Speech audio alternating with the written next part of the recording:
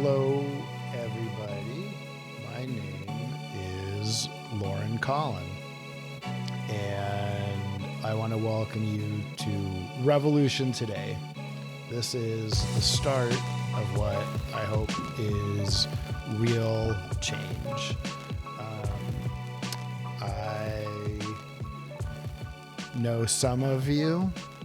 My hope is over time to meet all of you, all 330 million Americans. And it doesn't matter how you got here. Maybe you were born here. Maybe you weren't. The important thing is you are here now. And if you are here now in these United States of America, I would like to talk to you. And I have a pitch. My pitch is that we can reclaim our happiness by changing our culture and our politics. But it starts with our culture. So let's talk about it for a second. What is revolution today? Well, I think part of it is the promise of what we were all, what was given to us in the Constitution.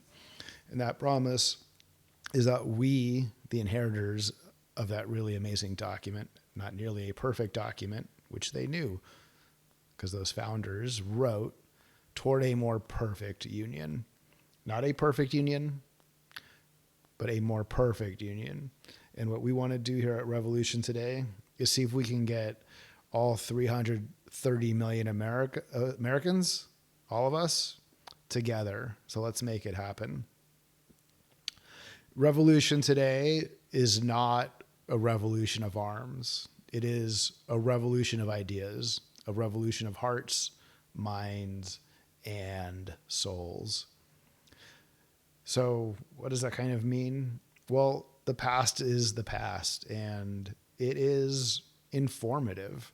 But we choose our own today, and we envision our own future untethered from the past. This is not easy. No one's saying it's easy.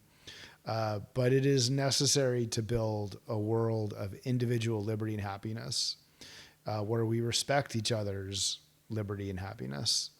And we can't use the atrocities and the traumas of the past, which are real, or the faux idealization of a past that never existed to say we can't change our today.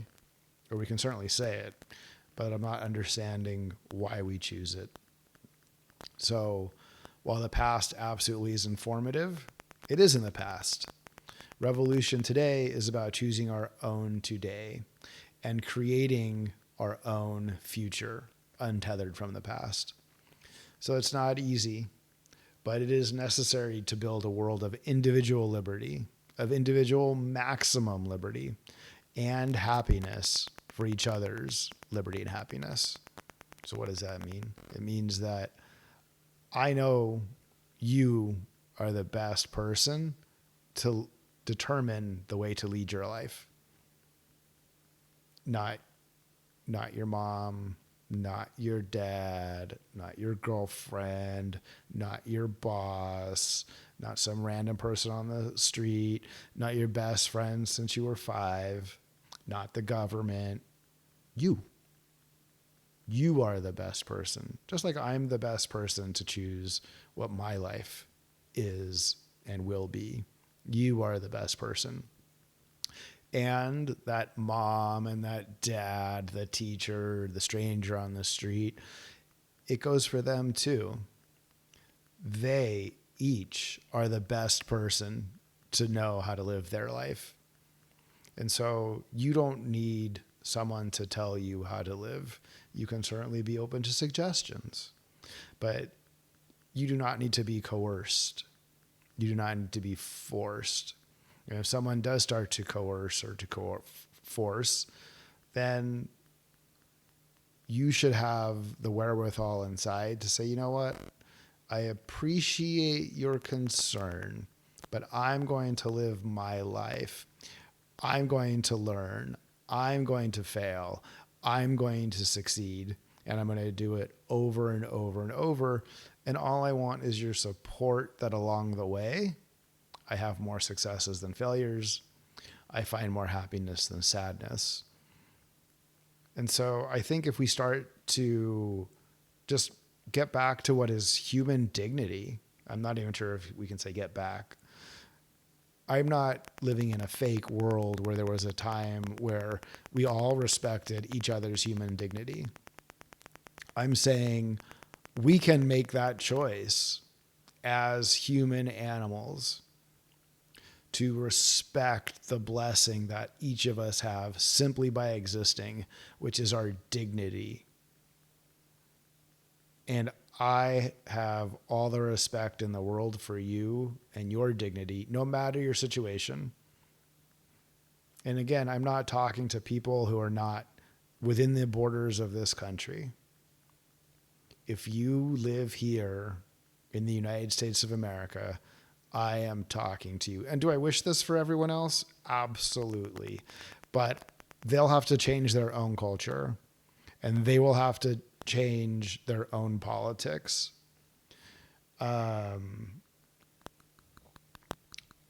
So what is next? Yeah, that common. Where does all that common start? Well, there's no guarantees in life. We may not have tomorrow. So loving today, simply existing today, may be the biggest revolution. And that's what I want for all of us, because waking up today, that is the blessing. This is a time for big ideas, for creative solutions. We can experiment. We know what doesn't work. A lot does not work. But the shame is that we keep trying over and over to take what doesn't work and make it work. So let's stop and pause. Let's say, hey, we know what's not happening, what's not working. It's okay to leave that behind. Honestly, trying something new, probably not going to be worse than what is. There's absolutely nothing to lose by trying change, especially a change that is the foundation of which is dignity for each other and loving each other and creating a culture of dignity and love and creating laws that treats each of us as an individual deserving of dignity and love. So this is a time for big ideas, like I said. And my producer's on the phone. Your audio's getting gawked with your headphone jack. It is. I'm hearing the same thing. Maybe it's the phone. It was the phone doing interference. Look at that. I fixed it. Thanks, producer. My producer's off site. So you'll have to excuse doing all this extra stuff here. But it is what makes all these technologies so great. It is what is allowing me to reach all two of you right now, which I believe is one Caroline and one me. I believe in all 335 million of us Americans. Absolutely. And my goal is to deliver a message of hope for building a future based on individual liberty, maximum liberty, and respect for what we have in common, as well as respect for our most beautiful differences. I am going to switch to my edited document because it's going to be a lot easier. I mean, I did the editing. I might as well use it. So like I was saying, I believe in all 336 million of us Americans, citizens and immigrants together. And my goal is to deliver a message of hope for building a future based on individual liberty and respect for what we have in common, as well as respect for our most beautiful differences. I am talking to you if you are young or old or somewhere in between. I am talking to you if you are American Indian or Alaska Native, Asian, Black or African American, Hispanic or Latino, Native Hawaiian, a Pacific Islander, or white, or whatever race, ethnicity that I didn't just say, or if you don't even identify with a race or an ethnicity, just as a human being. And of course, if you are mixed. I am talking to you if you are a natural born citizen, a naturalized citizen, or a recent immigrant. I am talking to you no matter what your abilities or disabilities are. I am talking to you if you are straight or LGBTQ+. I am talking to you if you are rich or poor or somewhere in between. I am talking to you if the accident of your birth has only delivered to you easy days or unimaginable hardship and loss, or probably like most of us, a little bit from column A and a little bit from column B. And I really want to hear from all 336 million of you. I know it's a big number, but we can do it. I want to know, what do you want in life? How do you define liberty? How you define happiness? And I want to know what is important to you. I want to listen and start to know now. For those of you who are 18 and older, I believe each of you possesses all the knowledge you need to lead your life without anyone else telling you what to do. Each of us has a different background. Each of us is on a different journey. Along the way, there are many great unknowns. The fear, confusion, and anxiety that may bring each of us is understandable. It is human. Fortunately, it is also human not to be driven into action by fear, confusion, and anxiety. It is easy to have those drive our actions. They don't have to. And that's what I propose. Instead of being driven to action by fear, confusion, or anxiety, let's all learn to be driven to action by love. It might require a pause before you act or react. It might not feel natural, but it can be learned. In fact, I have a mantra for Revolution today that I hope each of you can make a small part of your daily life. No fear, only love. I believe in virtue as our founders would have thought about it, which consists of characteristics such as honesty, courage, compassion, generosity, fidelity, integrity, fairness, self-control, and prudence.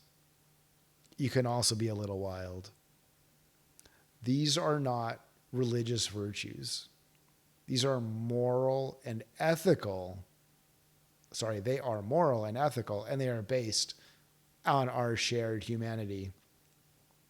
So I can already hear, even though we've just begun, maybe that is because we've just begun. The first critique of this movement is that it's hard, if not impossible, to change our current culture and political environment. If it's impossible and we're on an inevitable road to our own demise, then why do anything? Let's just give up now, pack it away, count our days, don't worry about the next generations, if it's impossible. Fortunately, anything is possible. The cultural and political milieu is always changing and is quite dynamic, whether we like it or not, or feel in control of it or not. So it's easy to say that it is possible. And I like to say that it's possible, while also recognizing with clear eyes that it will be hard. And I'll take possible and hard any day over impossible and giving up. However, hard does not mean abandoning the project before we begin, or abandoning it after we begin and find very little early progress. Like, it's been 31 minutes and it's still just Caroline and me. I'm joking. This is for the long haul, right? Hard is the realization that there is a lot of worthwhile work to do. Hard sets the mind right that this is a long-term project where wanted results will come at an uneven pace. I am not scared of hard. I'm outright frightened at the prospect of never trying. Revolution today is about action, and action at every level of local government. Sorry, every level of government, local, state, and federal. I am super impressed with a number of you discussing why things are the way they are and your desire to make things better. However, there is no cohesive call to action. There seems to be lots of education, but no effort towards persuasion. There's lots of identifying problems, but almost no proposed solutions. I hope that with you, we can change that with real proposals and real solutions and real debate in order to start a revolution today. So what would it be? A new civil, cultural, and political language? Well, here are my early thoughts. I want to share what I want for me. I want to live my life as freely as I see fit. I want maximum liberty for myself. I want all 336 million of you to provide me the basic dignity I have simply because I'm a living human being. And I want to have, this is me for you, I want to have the conviction to let you live your life as you see fit. And underlying all that, I want to approach each day, heck, each minute, maybe even each second. Seconds might be too fast, minutes might be too long. I want to approach each breath with no fear and only love. That's what I want for me. What do I want for you? I want you to live your life as freely as you see fit. I want maximum liberty for you. I want you, this is what I'm asking of you also, so I've asked a couple things of you now, but I think you'll find it's a fair trade. I want you to provide others the basic dignity that they deserve. It's not even deserve, that's just is theirs because they are also a living human being. And I would ask of you that you have the conviction to let others live their life as they see fit. And of course, for you, we'll go back to the measuring by breath, that every breath you inhale and exhale, you get to live with no fear and only love. I also want to know what you want in life. What are the connections you desire and the opportunities you seek? I want you to believe whatever it is you want to believe. And I want the person next to you to believe whatever they want to believe. And again, I want to be honest. I will see beliefs out there that I find abhorrent. But if it's really what you believe, and we'll get to it in a second, you should have that belief. And you might find my beliefs abhorrent. But the belief is the belief. So here's a contradiction. If your belief includes not allowing the next person their belief, then you and I have a beef. And this is where our culture needs to change. And then this is where our politics can change. You are morally and ethically wrong in your position to try and control another person. And I will call you out here, from here, until my last breath. So I can't stop you from having morally repugnant positions that you believe. You can even tell and should tell people your positions, however you feel about them. They might agree, they might not. However, I can work really hard to help the person you're trying to control know that they have every right to tell you to pound sand. And that is in interpersonal relationships, one-on-one, group, and that includes our laws. You, of course, are more than welcome to persuade someone to your position. Once persuasion becomes coercion, you have crossed a line. And here's the corollary to coercion. You cannot erase another person from the public sphere. Every individual is allowed the right to exist based on the dignity afforded simply by being a human. No one is forcing you to engage. Yes, you will see things you don't like. I see things I don't like. And a lot of them are probably pretty common. And you know what? I just don't engage it. I shrug my shoulders. I say, Vaya con Dios. May God be with you. It does not have to be engaged. I'm getting an error in my studio. Maybe my producer will tell me if something is happening. But right now everything looks copacetic. Hopefully it was just a second.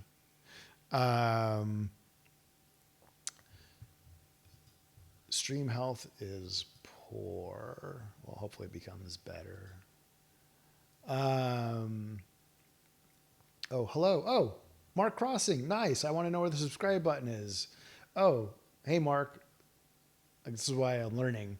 The subscribe button. I know I didn't get it up there yet. It's coming. So feel free to continue to comment there.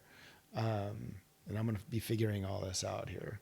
Let's see, do they show up here? Oh, if I hit multi-stream, oh, now I see the chats. See, we're learning. So what's next? Oh, there's so much. All of our civic rights, all of your civic rights, our civic rights, and responsibilities and duties start on your 18th birthday. Let's see what the producer has to say. All right. If you are not, so parents and guardians are the only ones with the say over their minor charges. If you are not a parent, guardian, if you are not a parent or guardian of a minor charge, you have no say in what happens to that minor. And then to all those who are not yet 18, for better or worse, your parent or guardian might not be aligned with your wishes. Unfortunately, Revolution today says you have no recourse. You live under your parent and guardian. So there's a couple recourses. I said there's no recourses. Of course, there's a way around it. You can get yourself emancipated.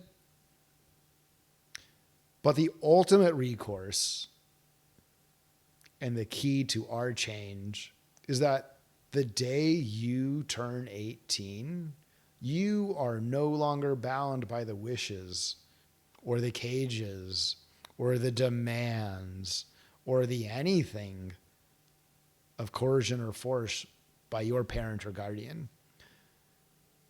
At 18, each and every one of us, there's a lot to learn. I'm way past 18 and I still have a lot to learn. The second you are 18, you are fully in charge of leading your own life as you see fit. If you're the type of person out there who is controlling others, stop. Just stop. Put away those tools of controls. The most powerful which is shame and judging. I guess those are both powerful. Stop shaming people. Stop using that shame to control them. Stop judging other people. Or again, if you judge, do it in your own head. You're not living their life. They're living their life and they know how to do it best. And you're living your life. You should spend your time leading your life. If you are the one being shamed, if you are the one being judged, or if you are being controlled, I want you to find the power to tell those who are shaming, who are judging, who are controlling you, to pound sand, that you don't need to be controlled. that you know how to live your life, so live it. Here's a fun one. Did you know that changing your mind is the most energetically difficult act you can perform? First, you have to have space to challenge your belief. That takes work. Work is energy. Then, having challenged your own internal belief, you need to admit to yourself that that idea that you hold is wrong or flawed.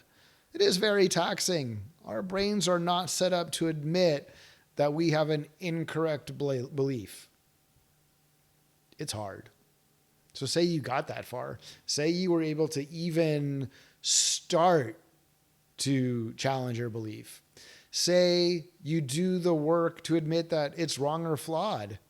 Now you still have to make a new belief. And that's not instant. It takes time to change. Sometimes the change does come in an instant. However, it can often take weeks, months, or even years. Don't worry though. It is worth spending this energy on yourself. And I guess I should have finished that before I looked at more incomings. I've got people helping me grow my audience. Mark Crossing is one of them. So Mark Crossing, thank you. I hope to be on this journey with you and continue to learn. We also have Retro Faced. Hi, Retro Faced. Thank you for joining. Very excited. So we will continue. Yeah, changing your mind's a lot of work, but it's worth it. Here's a fun one, because I think this is where media really tries to create consent. You can hold two or more ideas in tension at once, believe it or not. Not everything is simple or binary. In fact, most things aren't. And while that tension of holding two ideas that aren't perfectly aligned can cause fear, anxiety, or confusion, it's okay. You can appreciate your feelings. But like I said at the top, you don't have to act on those feelings. They don't have to drive your action. But yeah, the world is not a simple place. And pretending it is actually more trouble for you, and then collectively for all of us, than it is to admit that it's mostly gray. We don't know everything. We know a lot less than we ever will let on. And again, it makes sense, because there's no security in admitting that you don't know. But the truth of the matter is, you don't know. I don't understand why anyone feels they need an enemy. I don't get it. A grudge, maybe. But an enemy? People you don't like? Sure, don't hang out with them. But an enemy? I hate a person? They are my enemy? Why? What good is that? And probably doesn't even affect them. It's just affecting you. Why do you have an enemy? Why is your energy? You only have so much energy. Why is your energy going towards an enemy? I think we should try and all move past that. Speaking of enemies, let's talk about the history of humanity and how we got here and where we want to go and how to get where we want to go. I'm going to give my very quick overview. Human beings, us, have been Homo sapiens sapiens for as few as 125,000 years. And as long as 500,000 years, it's a blip. It's barely any time. And in that time, we've always had fear. We've always had anxiety. We've always had confusion. It's not new. It didn't get invented in the last 17 years like the iPhone. It didn't get invented in the last 1,000 years like writing. I believe it was Koreans did writing 1,000 years ago. We in the West only did it like 800 years ago. If I remember, we could look it up, but we'll get there.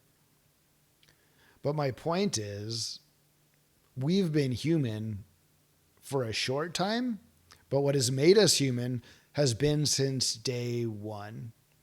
And it is what we all have in common. Thank you, Mark. Mark Crossing. I am not sure if Koreans are the superior race. We're not really big into that here at Revolution Today. They do have amazing barbecue. You can't beat Korean barbecue. Okay, you can, but if you're going to invite me, I'm going. So that's Mark, you've kind of proven my point. What is this race? What is this idea of finding a difference? Every single one of us, all 336 million of us, we woke up today. You probably took a piss. You probably took a dump. If you didn't do it today, it's going to happen soon. You ate something. If you're really, really lucky, you might get a little action, and then you're going to go to bed. That's it. That's all we do forever. Each and every one of us, you wake up, you eat, you do some bodily things. Some are more enjoyable than others. You go to bed. And if you are really lucky, after having gone to bed, you wake up the next day. And that is our blessing. And we should celebrate that for each other. If you want to find a difference, you can. They're easy to find. They're out there. Skin color, age, where you were born, your religion. You can find differences. But you don't have to make those differences your enemy. There's no reason. Again, have humans been doing this forever? Yes. Am I proposing that we use our superior knowledge and what we have learned over 500,000 years to change? Yes. Will everyone change? No. Can most of us do it? Yes. And I'm here for you. If you're wanting to change, if you are wanting to transform your life, I am here for it, and I am here for you. So again, like, what is that fear and confusion and anxiety led human beings to do to each other over 500,000 years? Well, let me give you some highlights. Rape, murder, genocide. Do you know what we still do on this planet today, this little rock that we share, hurtling through space? We still do rape. We still do murder. And we still do genocide. And we can collectively stop. We can collectively stop. We can change. We cannot change the 500,000 previous years of history, but we can change today, and we can make a new tomorrow. Oh, and there's so much more to talk about. That, again, that was just the, because those were the negatives. So what else has humanity done? Humanity's really good at love. Humanity is really good at creating. Humanity is really good at fixing and innovating, right? There's a lot of good things we do. Let's do more good. Let's really lean in to being the best of what it means to be human. And yes, all comments should go into the streaming content and not on other devices so that everyone is participating. And of course, the answer is you can support whatever you want. But why do you? What do you get out of it?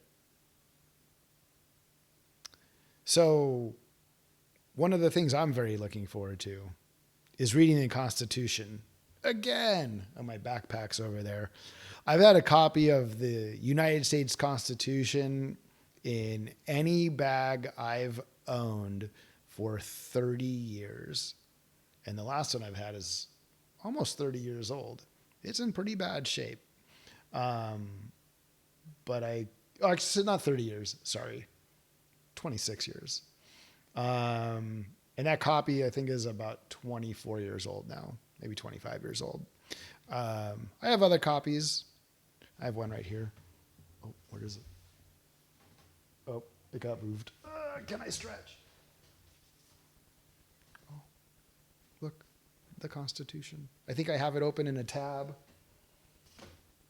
It's in the Anti-Federalist Papers. It's in the Federalist Papers. I read it often. I want to read it with you. I want to talk about the things that are in it, like providing for the common good. I want to talk about how the white, wealthy men who created that ultimately knew they were giving us a gift. They knew and made it so it could change. In fact, it's really fascinating to understand these very imperfect men. They were all men.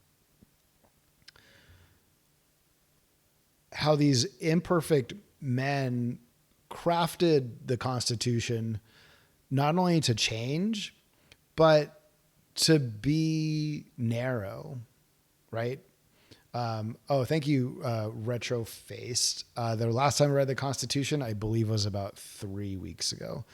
Although every once in a while I read a one-off amendment or article or something. But the last time I read the whole thing, the preamble, the original articles, the first 10 amendments, and then the next 17 amendments, was about 3 weeks ago.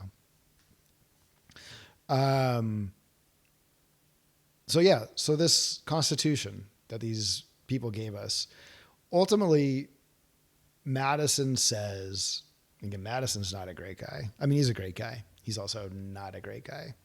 The not great guy being the slave owner part. Another one who did not free their slaves while they were living.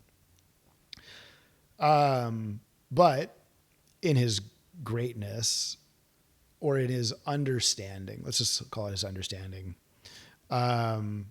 Madison tells us that we are going to get the government we deserve.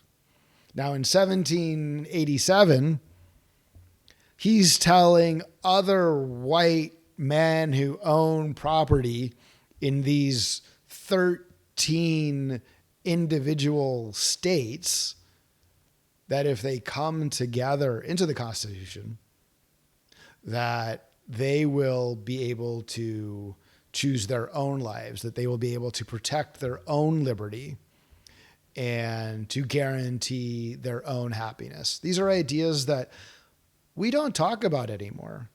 Liberty has been co-opted. Liberty does not belong to one portion of American. Liberty belongs to all of us. And revolution today, at the end of the day, is about maximum liberty for each and every one of us. And I think with the Constitution, we can get there. And it doesn't mean we get to change the Constitution today. It's the ultimate goal. But it's going to take work at the local level, and it's going to take work at the state level. It's going to take work finding people, every candidate who wants to run at every level of office, to believe in maximum liberty for each other. But again, there's room for that, because that's what Madison did, or that's what the founders did.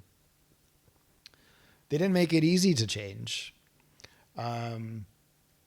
People are going to say, we don't have a democracy. You are correct. We do not have straight democracy, mob rule. And again, one of the problems of straight democracy is, the majority will crush minority rights. And again, I think that's the easy take. The more honest, and again, this isn't, this starts with Socrates and Plato and Aristotle in the West. No one is arguing for complete democracy. Oddly enough, those three are living in Athens at a time when, if you were a citizen, white, well, I guess it's redundant to say white, if you were a citizen male of Athens, you could vote.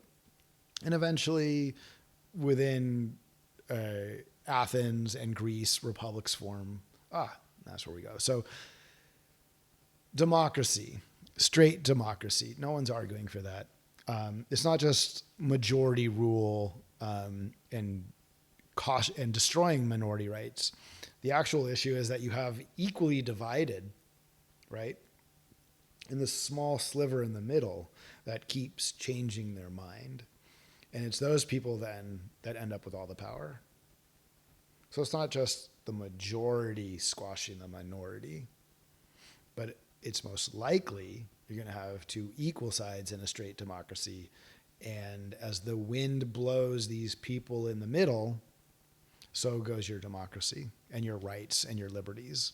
So this Constitution is pretty brilliant in protecting minority rights. Somehow, at this current time, we arguably are being ruled by a minority. I don't think that's what the founders had in mind.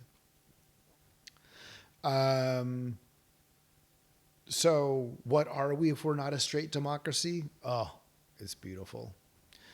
We are a democratic, constitutional, federalist republic. Oh, yeah. We directly vote for our representatives in our Congress in both houses. That wasn't always the case, but we do now. We still mistakenly, indirectly vote for the President of the United States. We go out and we vote for electors, and those electors vote for the president. And that is the level of democracy at the federal level. Now, the states, as designed, are different. Many of our states do have direct democracy. We have it here in California. 1910, early 1900s, the left progressives, Chaim Johnson, former mayor of Los Angeles, introduced direct democracy to California. I believe it was the first state to have direct democracy, and now I believe over half of the states have direct democracy. But of course, that direct democracy is still just attached to a representational system where, by the Constitution, every state has to have a Republican set structure of an executive, at least one legislative body.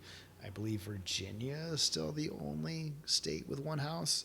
There's something weird about, maybe it's just Virginia. And of course, a jurist, the courts. So that's what we are. There's a lot of voting. There's a lot of democracy. There's a lot of representation. There's a little bit of direct representation. But do you know what's not in our Constitution? What's not in our Constitution is the guaranteed right to vote for every citizen. Every modern democracy, and modern kind of happened because we flattened some of them before they were democracies. Every modern democracy has an affirmative right to vote. In fact, in some countries, it's illegal not to vote. I'm not sure how American that is. But I also know that we don't live up to our ideal. And I believe it was Frederick Douglass who really understood this leading up to the Civil War. A free black man, I believe a former slave, an intellectual, a man who says, again, these founders were imperfect. They held slaves. They held other humans to be less than human. They actually took away the right to vote from women in certain states. I believe New Jersey, women had the right to vote before New Jersey joined the United States of America. I take that back. It was the United States before the Constitution was ratified. But they wrote these ideals, right? We the people toward a more perfect union. And Frederick Douglass basically was like, let's hold ourselves up to those ideals. And that's my argument to you, that we can hold ourselves up to the ideals and we can make sure that every citizen has the right to vote in every election. And what is a citizen? If you're born here, you are a citizen. And the day you turn 18, you should have the right to vote, and it should be in the Constitution. Who else is a citizen? You might not have been born here. You might have been born in a land far away. You might have been born in a land 120 miles south of where I'm sitting right now. However you got here, and you got here, if you have gone through the process of becoming a citizen, the second you are 18, you should be allowed to vote. Wow, that was very good timing, Mark Crossing. The second you become a citizen and you are 18, the Constitution should make sure you also have an affirmative right to vote. And I'm very excited. It is going to be the number one political action of revolution today. Besides, as we change our culture, is to change our politics. And changing our politics is to make sure every citizen has an affirmative right to vote. And that it's protected at your most local level, at the city and at the county.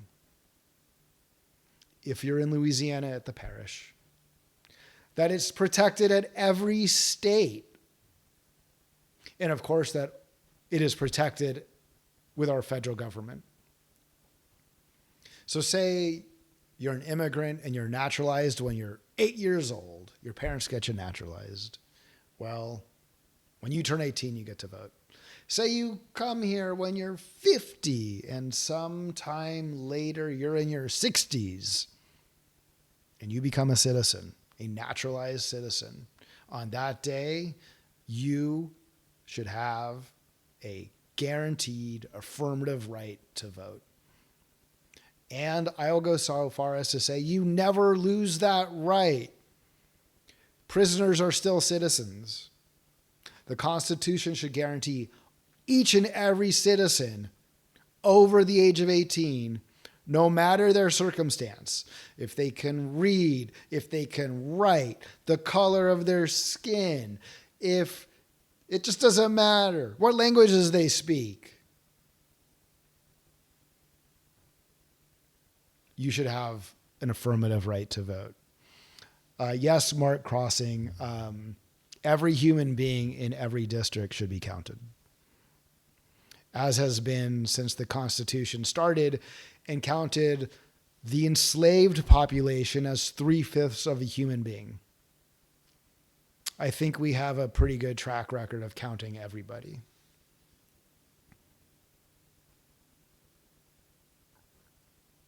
The track record, of course, comes with shame, but it doesn't mean that we can't make it right. So yeah, you count everybody. Everybody, all 336 million of us that are here get counted. Government should not do everything. My God, government should not do everything. But the things that we ask of government, those things that we ask it to do for the common welfare, it should do well. Oh, one day we'll talk a little economics. Are we a capitalist society? No. Not in the sense of classical capitalism, not in the sense of what Adam Smith wrote 400 years ago. 400 years ago. Or maybe 350 years ago. No, there's no absolute free hand. And not only that, capitalism starts with the commons, right? If you are taking from the commons, you have to pay back what you took out.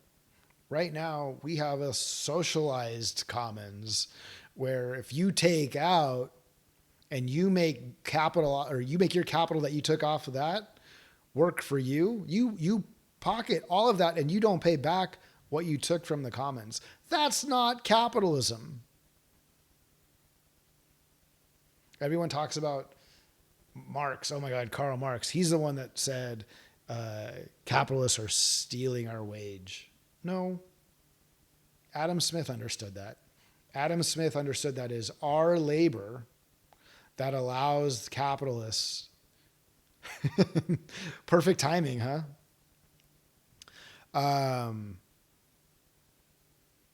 Adam Smith, again, the original capitalists, understood that it is our labor that allows capital to flourish and to become of a greater value than the raw input. We give that up too easily. And I want to talk about how we should reclaim that power, our power of our labor that turns capital into value. And that's what we should be doing. We should be turning capital into value. And each of us should get the maximum value out of our contribution to that capital. More to come.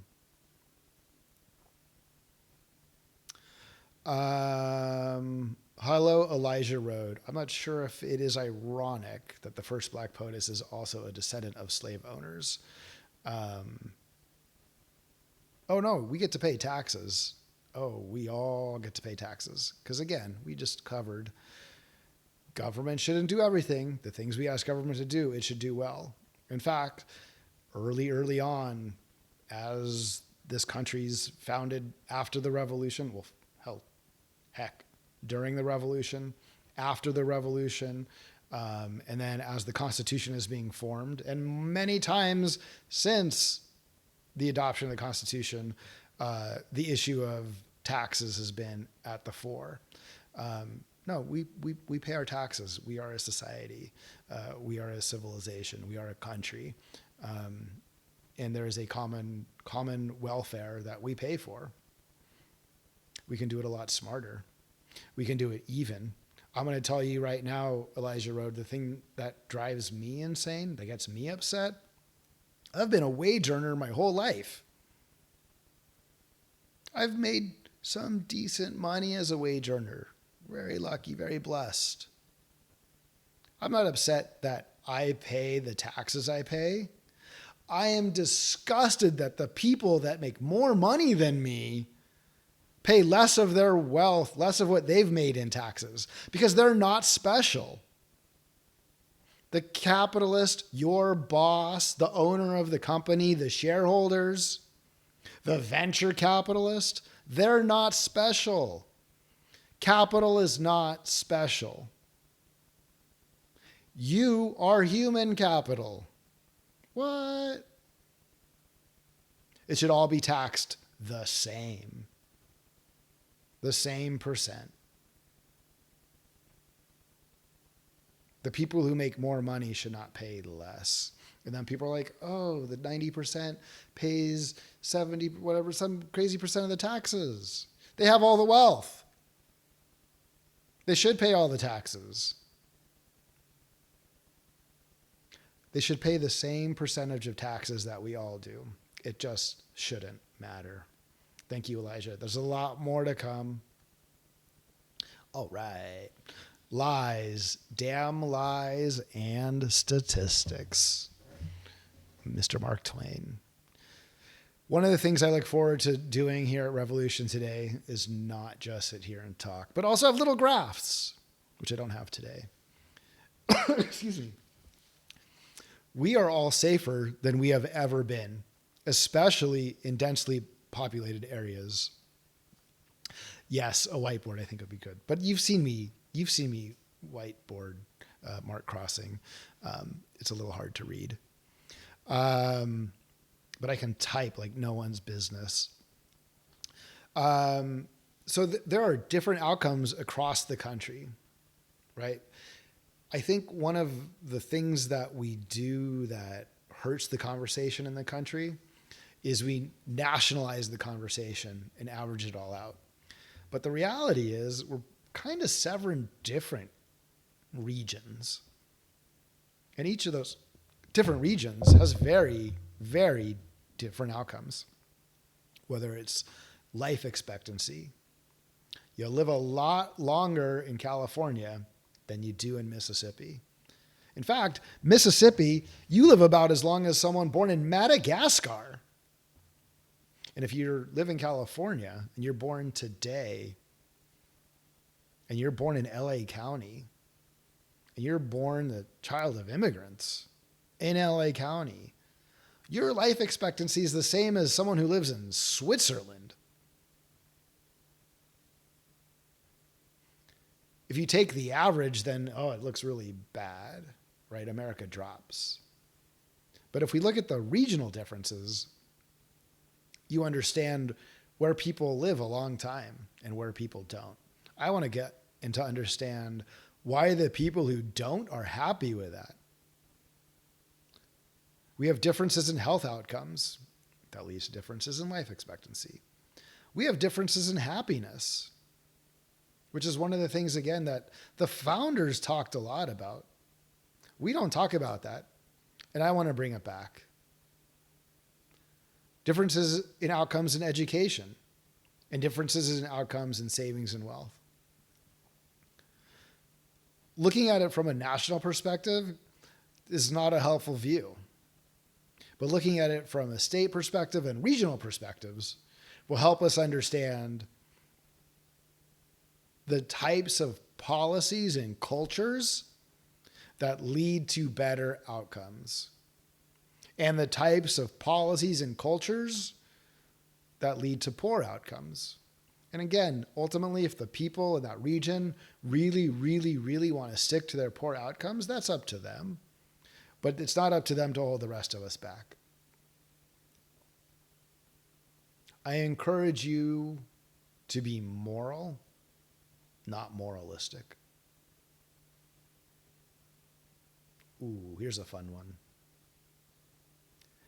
How many times does the word God or Jesus or Allah, Buddha, I guess my mind's blanking on Hindu gods. So we'll go Zoroaster, Zeus, or Athena. How many times do they show up in the Declaration of Independence? In our founding documents, one of which is law, one of which is not. So we'll start with the Declaration of Independence.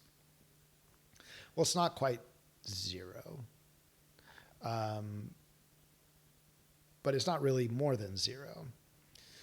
So in the Declaration of Independence, Thomas Jefferson wrote, "Nature's God, not God's nature. Nature's God." So you have to understand, and this is 1776, the 3 million people, roughly, that made up the 13 colonies, including the enslaved, is probably just a little bit more. At the time of the Constitution, it was about 3.8 million.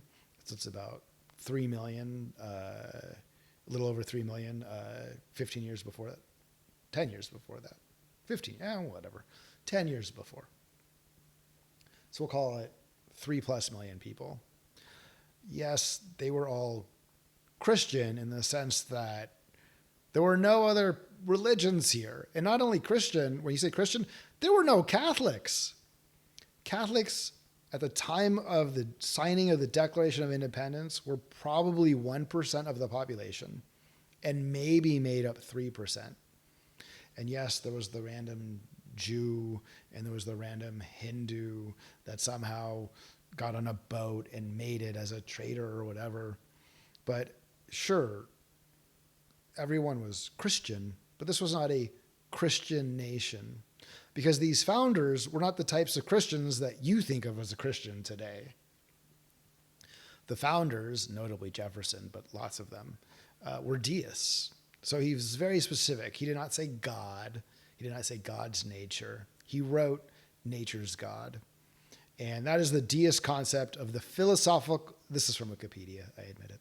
The philosophical position and rationalistic theology that generally rejects revelation as a source of divine knowledge and asserts that empirical reason and observation of the natural world are exclusively logical, reliable, and sufficient to determine the existence of a supreme being as the creator of the universe. More simply stated, deism, the belief of our founders, many of our founders, is the belief in the existence of God, but not necessarily a God who intervenes in the universe after creating it. Therefore, you can have rational thought without any reliance on revealed religions or religious authority. That's it. So nature's God. Nature. The beauty of nature, the beauty of this universe, the beauty of our accident of being on this rock. Even Jefferson understood at the dawning of the scientific age that nature is what gives all of us life. He also wrote creator. These rights come from our creator. He was very clear to not use God. He did not use Jesus. No one was implying that this was a Christian nation. It wasn't an editorial choice. It wasn't because, it sounded better. It was to make a point, creator. In fact, Jefferson goes on, and he really, really wants us to understand in this document that's not law, right? It's a whole bunch of grievances written by people who don't actually want to split with Britain. The Declaration of Independence is basically like, yo, Georgie, you can make this right, and if you make it right, we're sticking with you, right?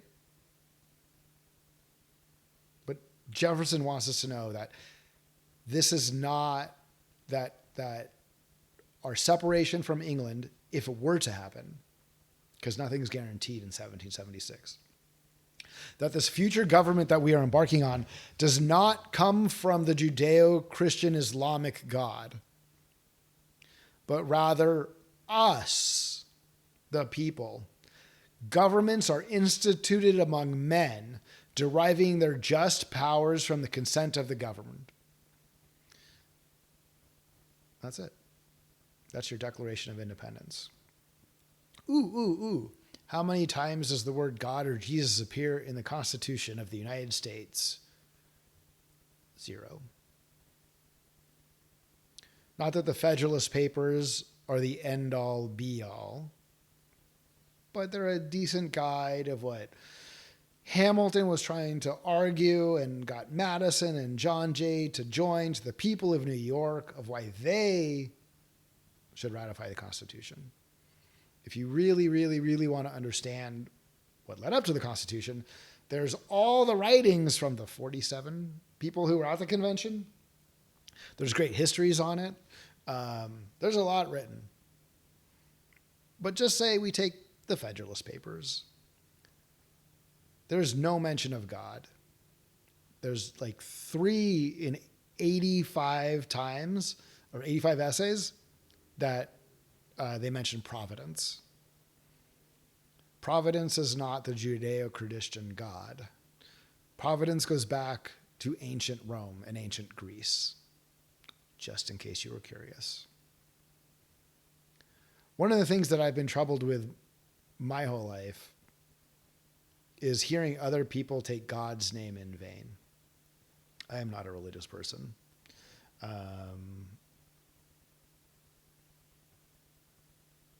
But if you do believe, then maybe following along a little better with the guidelines of your belief, starting with invoking God's name in vain.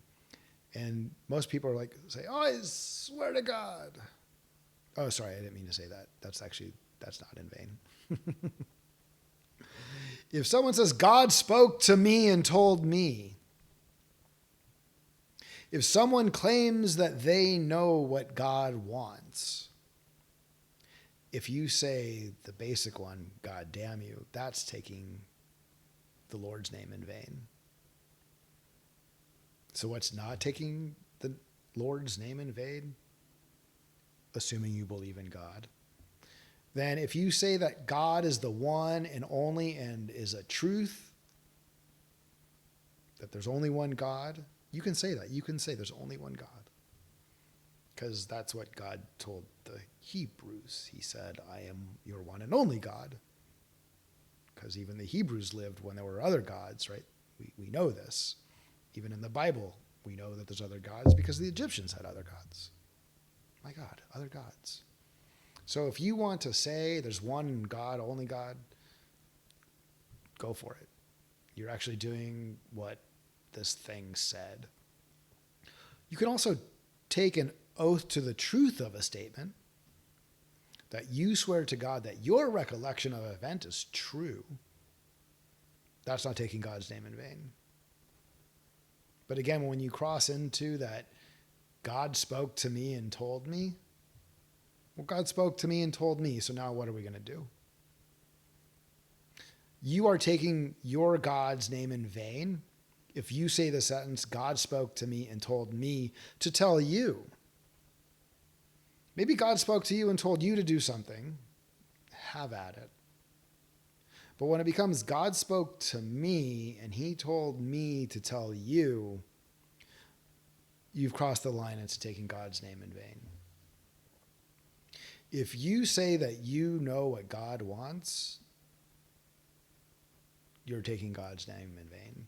And people are going to, no, taking God's name in vain is saying, God damn you. Yeah, it is, but it's really the basic version.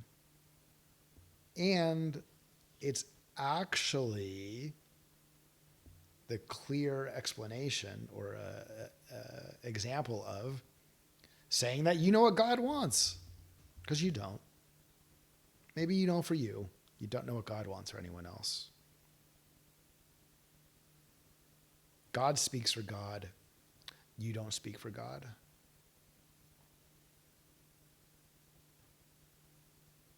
I think one of the things we're seeing today, and is kind of sad for religion, because I think religion can be powerful for good. It can be mystical. It can bring people together. It can be about love.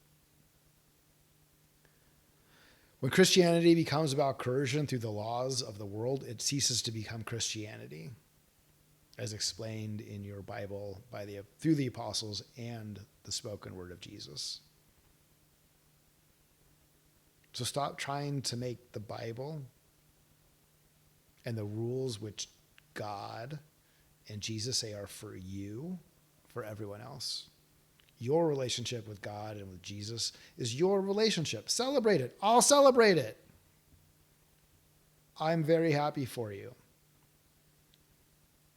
When that relationship becomes what you think you can coerce me and the person next to me, that we have to agree to that, that's where I have a problem. That's not liberty. That's not America. That's not the Constitution. Believe whatever you want. Try to convert whoever you want. Persuade. Do not coerce and do not use our laws to make it so.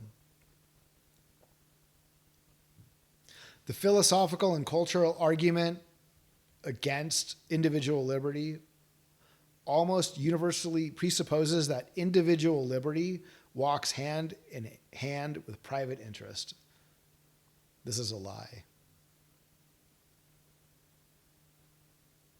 So there's an author, Dr. Kevin Vance. He wrote, "A politics that aims only at preserving private interests in a culture that worships the autonomous self will tend to preserve the private domination of the weak by the strong."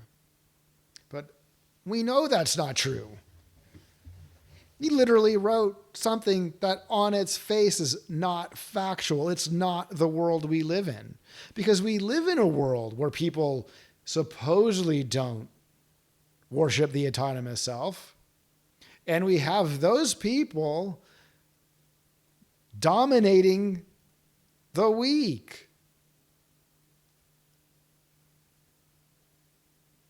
So again, that sort of thinking assumes that individuals cannot use reason alone to find that working together is better than working alone. The fact is, reason alone leads to morals and virtue. It is what the actual founding fathers believed. Reason alone leads to morals and virtue. The flip side of that is, just because you say you are religious of any stripe does not mean you are moral, does not mean you are virtuous. Reason alone leads to morals and virtue. Pretending that religion isn't just in fact human reasoning drawing its own conclusion doesn't make the weakness of the centuries-old argument go away. So we can take the false premise stated above and turn it into a true statement. A politics that aims at preserving public interests in a culture that affirms the rights of the autonomous will tend to preserve the public end of liberty and equality for all.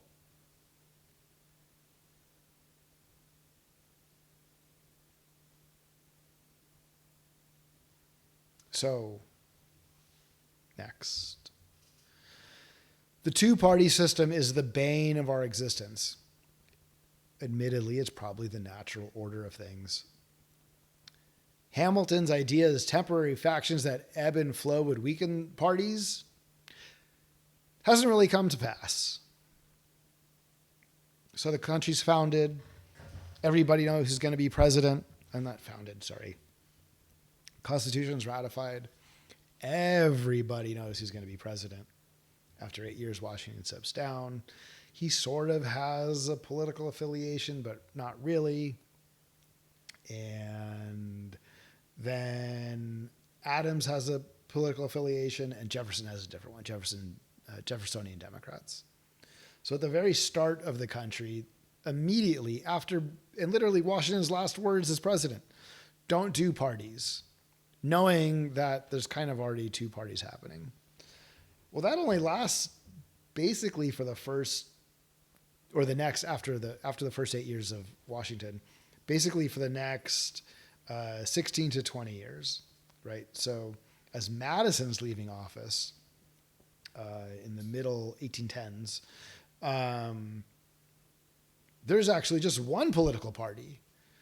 The rich white men of all of those existing states were so happy with things that there was really only one party. And then came Jackson. And it became very obvious that the country was splitting in the time bomb that was left for them by the founders along slavery. And then we've had parties ever since. So are we going to get rid of parties? Is Revolution Day saying get rid of parties? I don't think that's possible. But I do think we can change what it means to have just two parties.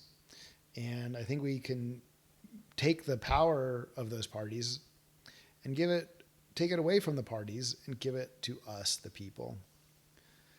The Democratic Party does not exist for the benefit of the people of the United States. It exists solely to maintain the power of the Democratic Party. The Republican Party does not exist for the benefit of the people of the United States. It exists solely to maintain the power of the Republican Party. And then we get sucked into rooting for a team. Instead of rooting for a team, I propose that we root for each other, that we root for maximum liberty, that we understand each of us has inherent dignity, and that each of us should be able to guide our life as we see fit under the banner of maximum liberty, protected by our laws. Do I care if you how you identify politically, as a D or an R, one of the few others, as a decline to state? I do believe that we must all transcend these parties and their labels by believing each other and getting back to seeking out factions to move forward, temporary factions to move forward with good ideas and new experiments. But those temporary factions should always be led by the ideal of maximum liberty. And we have a social and media milieu that strive on the two parties, because man, is it good TV. And before it was good TV, it was good radio. And before it was good radio, it was good newspaper. I guess now it's post TV. Man, is it good socials. The media loves having two sides. The media loves pretending it's black and white. The media loves to pretend that it's not actually a world of gray. They want you to choose a side. I propose we find new pundits, new commentators, and new opinion writers, new think tank experts who move beyond being cheerleaders for a side and start actually to think big and creatively to help us come up with those experiments to follow that will deliver maximum liberty and promote the life, property, and happiness for each of us. One day, we'll have a little more conversation on the American Empire. Hamilton foresaw it. Man, if you read his writings, even just, as an anonymous writer in the Federalist Papers, he's like, and if this all works out, we'll be as big as England and as big as France and as big as Spain. Maybe they'll bow down to us. He got his wish. But do we really need it? Do we even understand the costs of it? And again, I'm not here to say it's right or wrong. I'm here to say, in my lifetime, regular Americans, you and me, have not had a conversation on what it means to be the American Empire.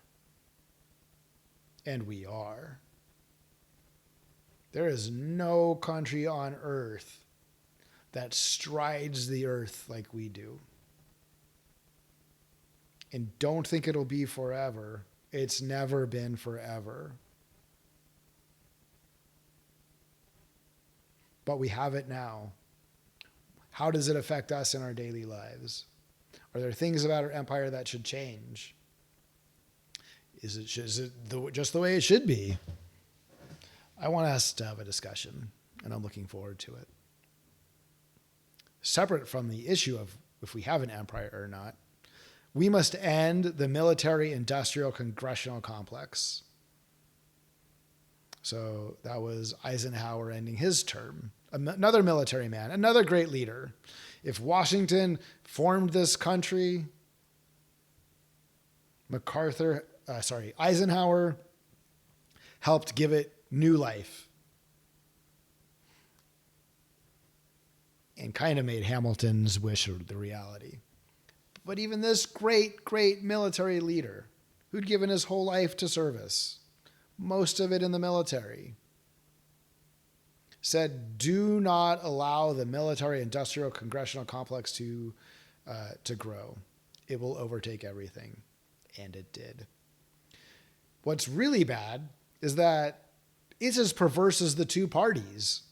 And just like the two parties, the military-industrial congressional complex does not exist for the benefit of you and me. It exists for its own benefit, to maintain its own power. But as Madison said, we get the government that we deserve, and if we want a government that doesn't get run by the military-industrial congressional complex, then it's on us to make it so.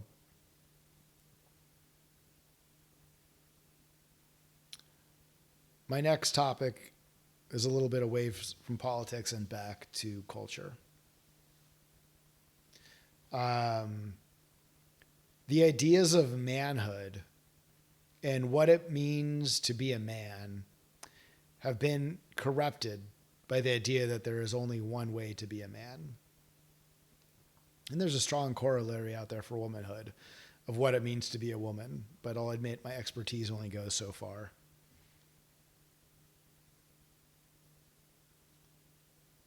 That said, the idea that there's one performative way to be a man or a woman is absolutely wrong, shockingly disgusting, anti-human, anti-dignity. Those who float these pernicious ideas all seem to be working from a place of their own, where they know that they can exploit the fears and anxieties of their audience.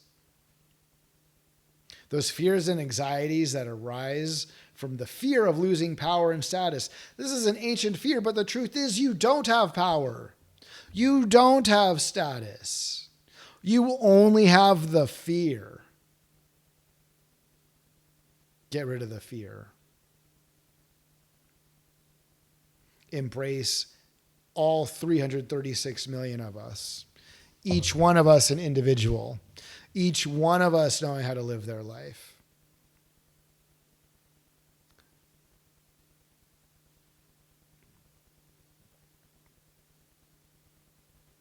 I'd like to help us all stop being afraid and anxious, or at least to see that fear and anxiety are natural. But our reaction does not have to be reactionary, rigid, and coercive. The drive for conformity is killing us. If you want to conform to a narrow standard that you believe you think is right, knock yourself out. If you believe that your narrow standard is so right that everyone else must live by it, you are incorrect. I will happily defend your right to live your very, very conforming, narrow life. You probably have things that you hide, though. You might become a little hypocritical about it at times. Probably a lot. So instead of living by this narrow band of conformity, drop it. Because it'll also drop the hypocrisy. Each one of us is an individual. Men and boys out there, there's no alpha male. There's no beta male. What's the new one? There's no sigma male. These are new cultural psych pop. You want to be a man? Be yourself. Be kind. Be respectful. Love each other. That's what a man does. And I'm very much looking forward to taking this conversation out to the world and going head to head against those who say there is one way to manhood. They're selling you what they're selling you is not riches, is not happiness, is not the way to a good life. You will be sad. You will be miserable. You will be alone. You will wonder every day what happened. You will get angry. Don't do it. Stop doing it. You have the power. Live your life. You're worth it. And I'm excited to help get you there. No fear, only love. I've been advised to keep this movement focused on class only and ignore race. I can't do that. I'm certainly not the perfect face for this movement, but I feel called to do it. And my goal is actually that this spreads beyond me to include all of you who believe in individual maximum liberty and its continence to a healthy, functioning public good. Bad things happen because we look for an other. We look for the differences as a reason to punish, as a reason to coerce, as a reason to control. If you use those differences to do any of those things, you are wrong. If you believe in God and you think those are the things that get you closer to God, you are wrong. The cool thing is, there's always hope. We can all change. I didn't start this way. I don't think I was too far from it, but I certainly didn't start this way. And I still have more to go. But I do know that we can all work on it together.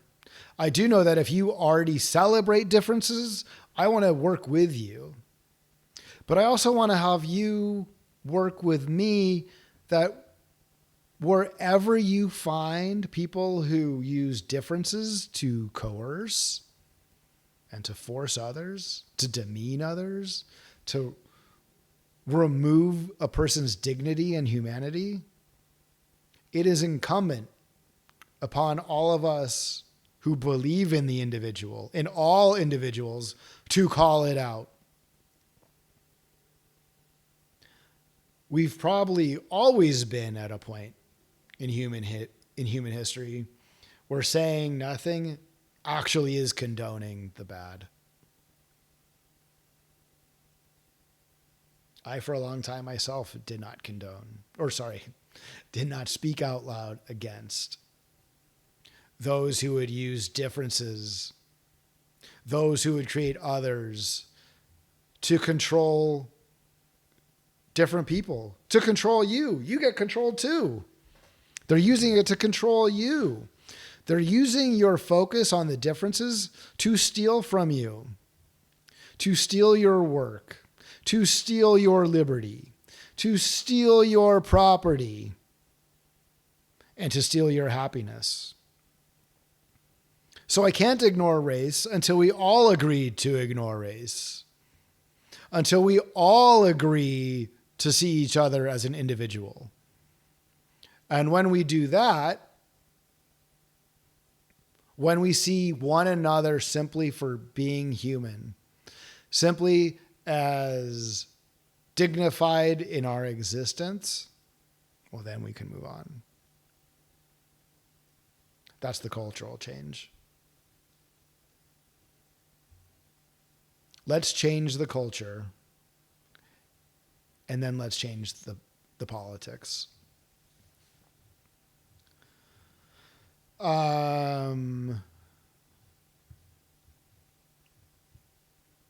Thank you, audience, for joining. If there's anything you'd like to hear or know about, let me know. That's an excellent question. Thank you, Mark Crossing. We're not getting to the news. Everyone else does that. There's enough of that. This is about change. This is about action. That's why I've created a revolution today. Will I use the day's news to make these arguments of why we need to change? Yes. But will I be using the day's news as it's used today, as you so accurately wrote above, clickbait? No, I'm not here to say, ooh, did you hear the Republicans did this? Ha ha ha ha. I'm not here to say, ooh, did you hear the Democrats did this? Ooh, ha ha ha. I'm not here to say that somebody is less American than someone else. No one deserves derision. I'm not here to deride. I'm here to talk. I'm here to understand. And if I'm lucky, I'm here to persuade. And it is one of the points I do want to make. There's this extremely pernicious idea that some of us are more American than others, that you have to be white and or rural or live in a small state, a not densely populated state, to be an American. Well, let me tell you, you're wrong. I'm a Californian, born and raised. I actually can see, well, not right now because there's a light and a closed window in front of me. I can see the hospital that my father was born in. And from the roof, I can see the hospital I was born in. And the different hospital that my children were born in. I am an American. Each and every one of us who was born in these 50 states is an American. If you think otherwise, you might not be an American.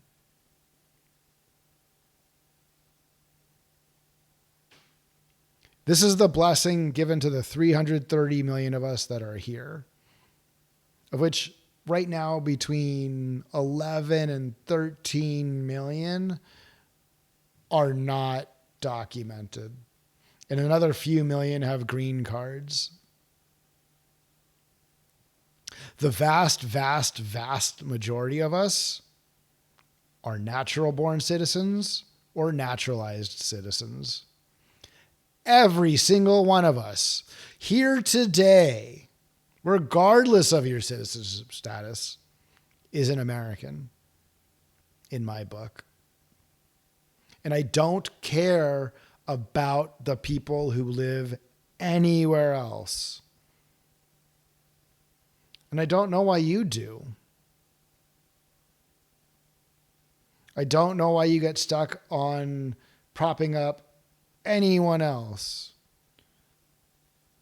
They can take care of themselves. We need to take care of each other. We need to fight for our liberty. We need to band together, get past the parties, get past the military-industrial congressional complex. We need to rely on each other, because the only people who is going to give each other our liberties is each of us. We get the government we deserve. We today have the government we deserve. And I see, like I said at the beginning, lots of people out there who argue for, who argue that there's a side, oh, sorry, there's not a side to be, oh, actually they do.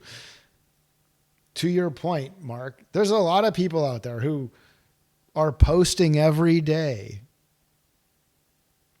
that want you to choose a side. And it's interesting. It's fun. I spend hours myself looking at it, but it doesn't move us forward. We need to choose each other. We need to choose our humanity and our dignity.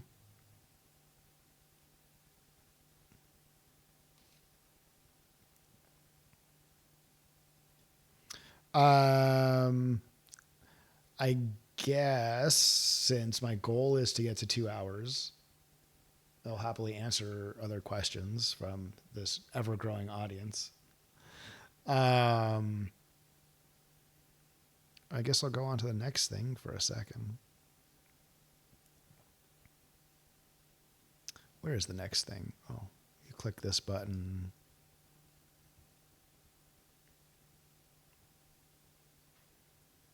We're working our way there. 2 is actually the minimum. I don't. Maybe I could have you play video games. You still playing World of Warcraft?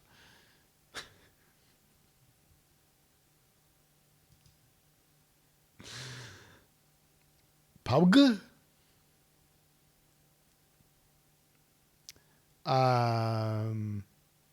Okay. Yes, I know Hassan is really crushing it. He's taken all my viewers today. It was also nice of his uncle to start or cousin to start a media empire that he got to grow off of.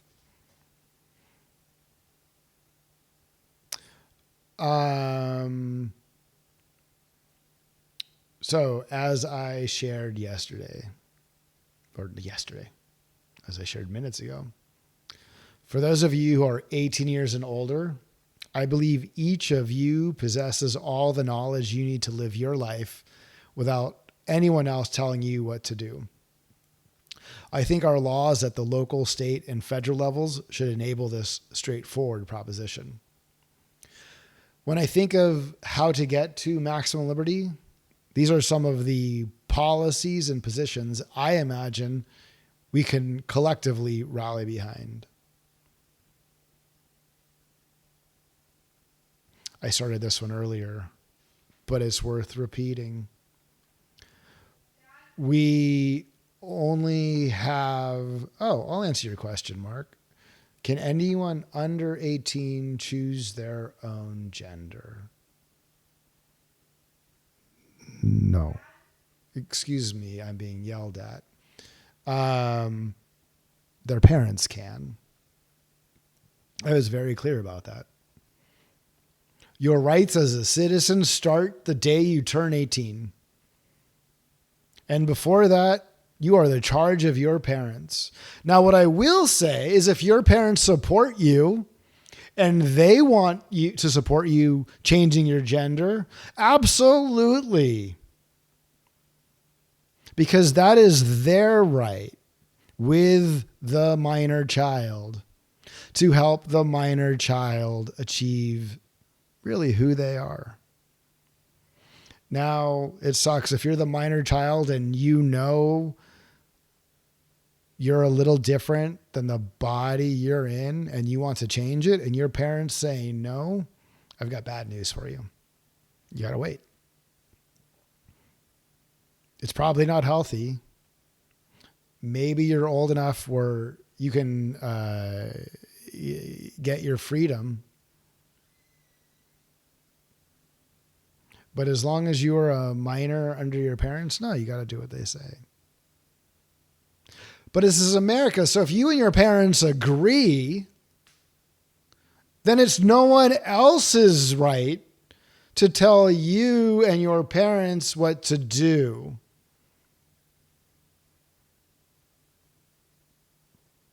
What we do know is that almost every person that gets to live the life that they see fit as themselves is happy. Do people change? Sure. You get to change. That's maximum liberty. There's not just one version of you. I actually had a friend that I went out with not too long ago, and he said the thing that he's most disgusted with is people who never change. He might not be wrong. But if you never change, I'll fight for your right to not change. But if you do change into whatever, and when you change, you respect each other person, that you respect their life, their liberty, their property, their happiness. Yeah, you get to do whatever you want. Let's celebrate change. Conformity is killing us.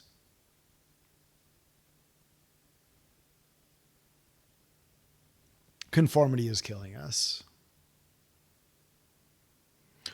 It almost sounds like you had your chance and you blew it, but it's not quite. Conformity is killing us. Absolutely. Who gets to decide? You do. Who gets to decide the fate of a minor? Their parents or guardian. Who gets to decide? Not the government, not the people in church, not the people in schools. The parent and the child. When you're an adult, who gets to decide? You get to decide, not the people at church, not the people at temple. You decide because you know what's best for you. Let's make that our national ethos. Let's make that what happens when you walk down the street. Nod, say hello, wish the person, the total stranger, the best. You're going to feel good. They're going to feel good. If you're not sure who you are, it's okay. You've got this lifetime to figure it out. There's nothing wrong with figuring it out. What's wrong is forcing people who haven't figured it out to live a certain way. What's wrong is coercing people who haven't figured it out to live a certain way. It's okay to figure it out. You're an adult. And if your parents traumatized you, I'm sorry. There's real hurt. Trauma comes in all sorts of shapes and packages. Some of it's straight mental. Some of it's physical. Some of it's both.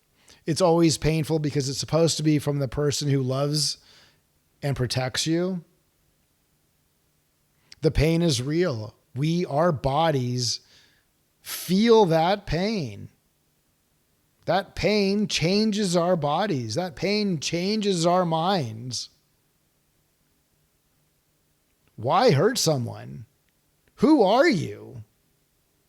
Take care of yourself. Don't spend time hurting others. If you have been hurt, I'm sorry. If you are an adult, you are the only one that can fix you. It's not easy, but that's the way. And within fixing you, you can make a world where others get to fix themselves. Maximum liberty, human dignity. We can do this. I've got 10 more minutes. Anyone else out there have a comment I can continue to riff on? I will admit it's much easier. And I get to keep tomorrow's topic to tomorrow. Okay.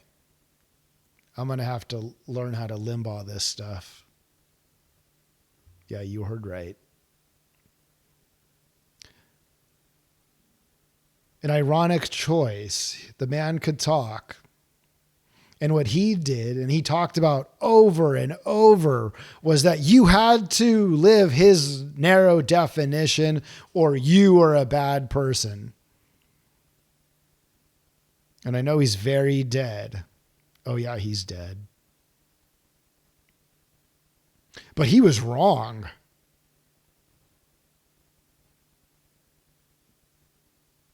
Everything that he filled those hours and hours and hours and hours of radio, talking into a microphone,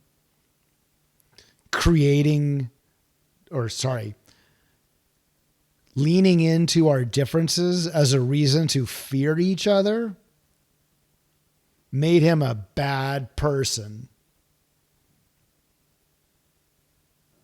And if you believe there are places where bad people go, he's where the bad ones go. Because he did not love each of us. You gotta love. And you don't get to choose who to love. You gotta love everyone. No fear, only love. What is tomorrow's topic? Thank you, Retrofaced. I hope I'm saying it right. If not, it's Retrofact, but I'm going to go assume it's Retrofaced. Tomorrow's topic is policies and positions for maximum liberty. So we'll be talking a whole bunch of great things like changing the Constitution, abolishing the Electoral College, adding an anti-gerrymandering rule to the actual Constitution. We should increase the size of the House of Representatives. It's one representative for 700,000 of us. That's insane. Ooh, and we'll talk about the Civil War. And not just the Civil War, but the Union's victory. And we'll talk about how we should really be celebrating every day this union, this great union. And the union will thrive on maximum liberty. But we'll talk about how the union fell apart in order to continue to deprive real human beings of their humanity. And that there's still people out there today that think that's okay. We're going to talk about it tomorrow. We're going to talk about abortion. We're going to talk about updating the tax code. We're going to spend a lot of time on criminal justice and police reform. Our laws should be construed as narrowly as possible to maximize liberty. But within that maximum liberty, no one has the right to violate another's life, another's liberty, another's property, and another's happiness. But the punishments for violating another's rights needs to be updated. It needs to be in line with the level of that violation. Also, it becomes ridiculously expensive to house the prison population we have. The United States has the highest population of prisoners, and that's just the raw number. And for the third or fourth or fifth largest population in the world, the highest percentage of prisoners. In fact, the Constitution still allows slavery. The 15th Amendment didn't just abolish slavery. It actually says all cases of slavery except for prison. Prison destroys lives. Criminals need to be punished. Criminals need to do retribution for their crime. And the law should be that, I say retribution, restitution, big difference. Criminals need to do restitution for their crimes, but we should make that the punishment. The restitution should be the punishment. If you took someone's life, not much restitution. But if you took someone's property, well, maybe you can just pay it back. So we're going to talk about that. And there's a lot more of just ending prohibitions, because while maximum liberty recognizes that not one of us has the right to violate another's right to life, liberty, property, or happiness, maximum liberty does recognize a right as adults to do whatever we want to our bodies. And if we have other adults who agree that we all get together, we can do whatever we want to our bodies, as long as, again, collectively, we are not infringing on others' life, liberty, property, or happiness. And that's as far as our laws. That's as far as our laws should go. Prohibition is a loser's game. Prohibition is just more coercion.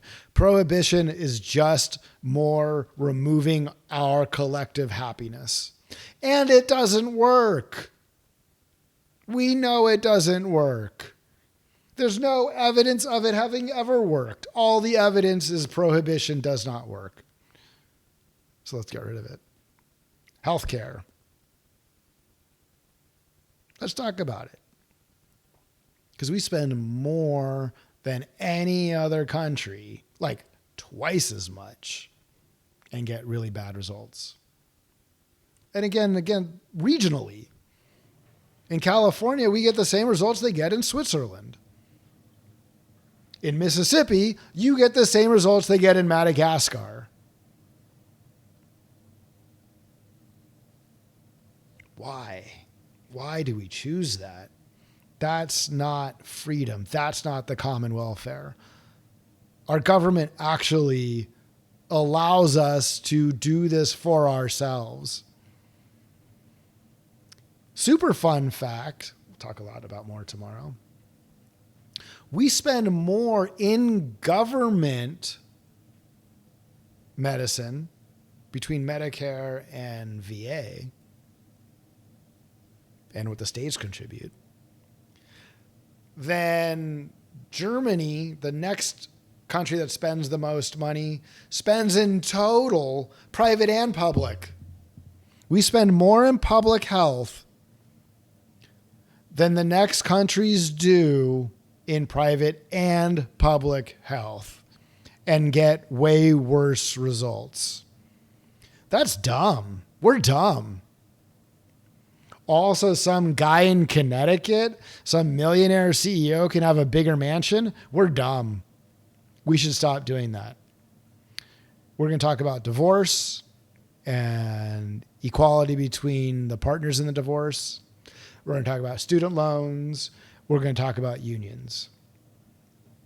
That is the agenda for tomorrow's show. And I want to thank all of you who joined me for the very first live stream of Revolution Today. Those who engaged, Retrofaced, Mark Crossing, I believe there was one other who went by Elijah Road. Thank you for clicking here and watching me. Maybe you're still watching Hassan at the same time. Maybe Hassan's people will do a raid over here. I'll take the 20,000 viewers. But I really want to thank you and look forward to tomorrow. The live streams will become podcasts. The podcast will become other shorts and reels on other social media, and I will be doing other content, including ultimately going around the country, talking to real Americans, because real Americans are everywhere in America. Everywhere. And I'm looking forward to bringing those conversations to you. And I'm looking forward to bringing transformation to this great country. Thank you, everyone. And I am going to go to this little studio thing. And I'm going to remember how to change the background. Ooh, there it is. All right. Thanks, everyone.